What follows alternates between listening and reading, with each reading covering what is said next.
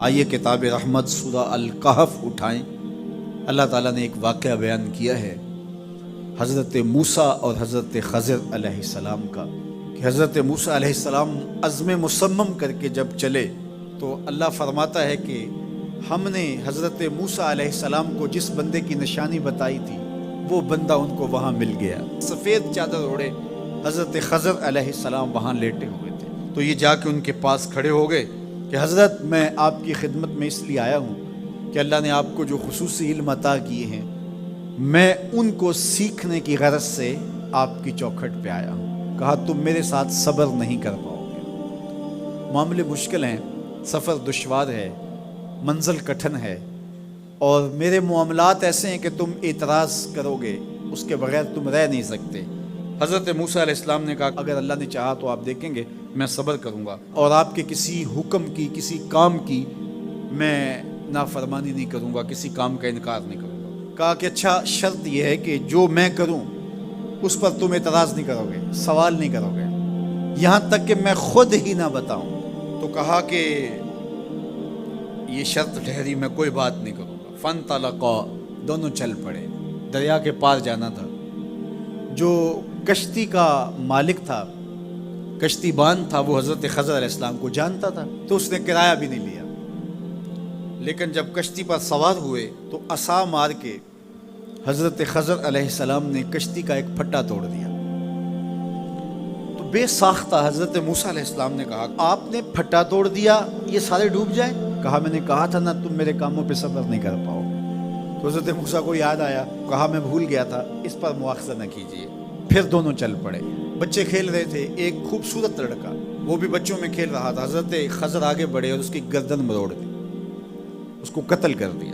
صاحب شریعت تھے حضرت موسیٰ علیہ السلام، نہ رہ سکے، پھر بول پڑے ایک جان کو بغیر کسی جان کے بدلے میں قتل کر دیا، اس نے گوایا کیا تھا ہمارا؟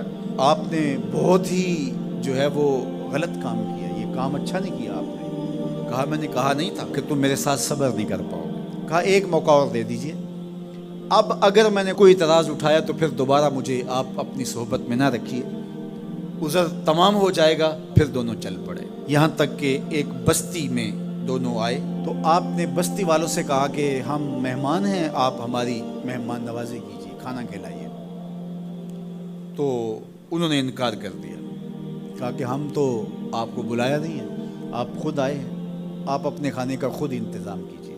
گزر رہے تھے گلی سے تو ایک دیوار گرنا چاہ رہی تھی، تو جلدی سے اس دیوار کو مرمت کر دیا۔ کہا حضرت ہم اگر چاہتے تو اس پہ اجر لے سکتے تھے، انہوں نے ہمیں کھانا تک نہیں دیا اور ہم ان کی دیواریں سیدھی کر رہے ہیں۔ کہا اب تمہاری میری جدائی ہو گئی، تم نے یہ بھی اعتراض کر دیا۔ تو انہیں یاد آیا کہ وہ یہ بھی اعتراض ہو گیا۔ اب میں تمہیں بتاتا ہوں کہ یہ 3 کام میں نے کیوں کیے۔ اللہ اکبر۔ اب سنیے، قرآن ہمیں بتاتا ہے کہ ظاہری علم بھی ہوتا ہے لیکن کوئی باطنی علم بھی ہوتا ہے۔ کہا وہ پہلی بات کشتی والی سنو، یہ 2 مسکین بچوں کی کشتی تھی، ان کے گھر کا چولہا اس کی کمائی سے جلتا تھا۔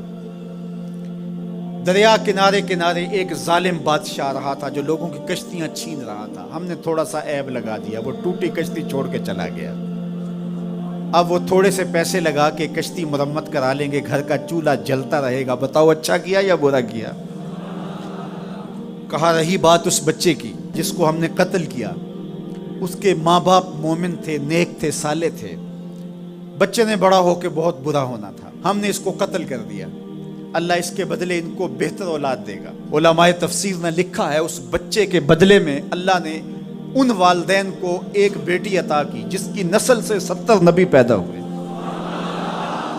دیوار کی کہانی بھی سن لیجیے، یہ شہر کے 2 یتیم بچوں کی دیوار تھی اور اس کے نیچے ان کا خزانہ تھا اور ان کا باپ بڑا نیک تھا۔ خزانہ دیوار کے نیچے ہے، دیوار گرنا چاہ رہی ہے، کسی معمولی دھکے سے گر جاتی۔ 2 ہی صورتیں تھیں، یا وہ بچے خود اپنا خزانہ اٹھا لیتے یا لوگ اٹھا کے لے جاتے۔ لوگ اٹھا کے لے جاتے پھر بھی ہاتھ میں کچھ نہ آیا، اور اگر وہ خود اٹھا لیتے تو بچے ہیں، بچپنے کی وجہ سے وہ اس کو اڑا دیتے۔ تو ہم نے اس کے اوپر دیوار کھڑی کر دی، جب تک وہ اس قابل نہیں ہو جاتے کہ یہ خزانہ نکال کے اس کو صحیح مصرف پہ لگا سکیں، اتنی دیر تک دیوار گرے گی نہیں۔ اللہ اکبر۔ وہ کسی وجہ سے دیوار قائم رہے گی، اور جب وہ اس عمر کو پہنچ جائیں گے جس عمر میں وہ اس خزانے کو سنبھال سکیں گے تو پھر دیوار خود بخود گر جائے گی اور یہ خزانہ نکال کر کے اپنے کام پہ لے آئیں گے۔ میں جب پہلی مرتبہ اس کو جو ہے وہ غور کے ساتھ تلاوت کیا تو مجھے یہ لگا کہ اس کا انطباق پاکستان کے حالات پہ بھی ہو سکتا ہے، اس لیے کہ یہ بھی یتیموں کا سرمایہ ہے۔ کتنے یتیم روتے بلکتے رہ گئے اور ان کے سر سے جو ہے وہ سائے اٹھ گئے اس وطن کے لیے، لیکن میرے مالک نے اس ملک کے خزانوں پر گہرے پہاڑ اور بڑی بڑی دیواریں کھڑی کر دی ہیں۔ جب تک یہ قوم بلوغت تک نہیں پہنچے گی اتنی دیر تک وہ خزانے ظاہر نہیں ہوں گے، اور جب یہ قوم اپنی بلوغت تک پہنچے گی، شعوری بلوغت، فکری بلوغت، علمی بلوغت، اور رب سے جو وعدہ کیا تھا پاکستان کا مطلب کیا، لا الہ الا اللہ، جب اس بلوغت تک یہ پہنچ جائے گی، اس وعدے کی تکمیل ہوگی، پھر رب دیوار ہٹا دے گا اور پاکستان کو اللہ اتنے خزانے دے گا اور پاکستان ایسا مالا مال ہوگا دنیا دیکھنے آئے گی انشاءاللہ۔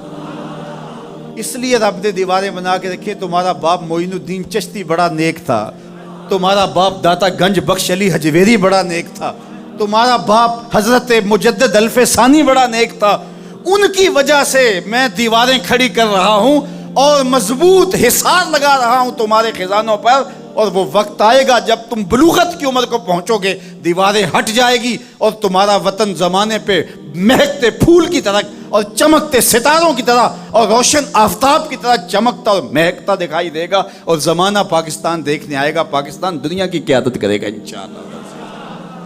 تو کہا یہ تعویل ہے ان باتوں کی جو باتیں میرے رب نے مجھے بتائی، اور یہ میں نے اپنی مرضی سے نہیں کہی، اور جو میں نے کیا اپنی مرضی سے نہیں کیا۔